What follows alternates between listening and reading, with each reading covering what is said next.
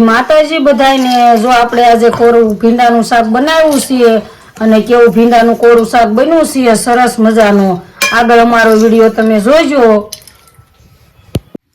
જો આપણે આજે બનાવવાનું છે ભીંડાનું શાક।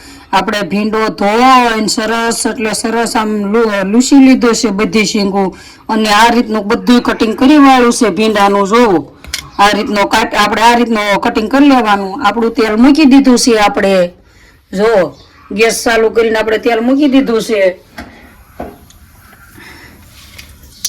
આપણું તેલ આવી ગયું છે હવે સરસ મજાનું। જો આપણે આ નાખી રાઈ અને આ છે આપણું જીરું વઘાણી છે। હવે આપણે એમાં ભીંડો નાખી દેવાનો છે। જો આ રીતનો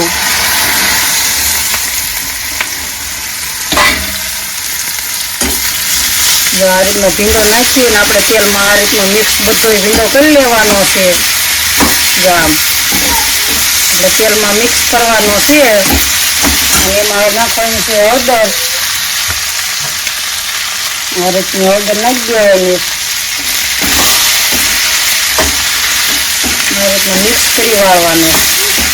જો આપણે ભીંડામાં હળદર ને એવામાં શાકમાં નાખી દીધું છે। જો આ રીતનું મિક્સ થઈ જાય ને એટલે આ ભીંડો શીકાશ વાળો હોય એટલે આપણે તેલમાં સરસ મજાનો સડવા દેવાનો છે।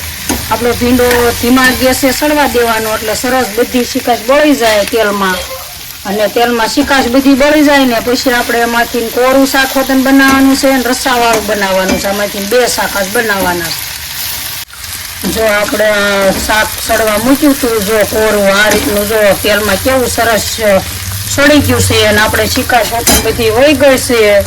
કેવું સરસ ભીંડાનું શાક એમાં સડી ગયું છે તેલમાં। હવે આપણે એમાં નાખી દેવી સ્વાદ પ્રમાણે મીઠું। સ્વાદ પ્રમાણે મીઠું નાખી દીધું। સ્વાદ પ્રમાણે મીઠું નાખીને આ રીતનું આપણે મિક્સ કરી વાળવાનું છે। મિક્સ કરી આપણે એમાં નાખવાનું છે લસણ વાળું મરચું।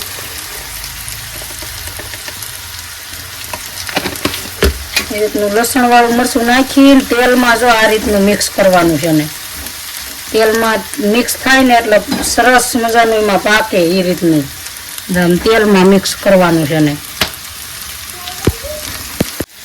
જો આપણે મરચું નાખ્યું હતું તેલમાં એ રીતનું જો મરચું પાકી વતન ગયું છે અને આપણે મિક્સ વતન કરી વાળ્યું છે અને આને કહેવાય ભીંડાનું કોરું શાક। આપણે એમાં નાખી દેવી ધાણા જીરું।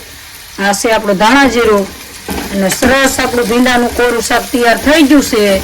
તમે જોઈ શકો છો જો કેવું સરસ થઈ ગયું છે। લાઈક કરજો, શેર કરજો, સબસ્ક્રાઈબ કરજો।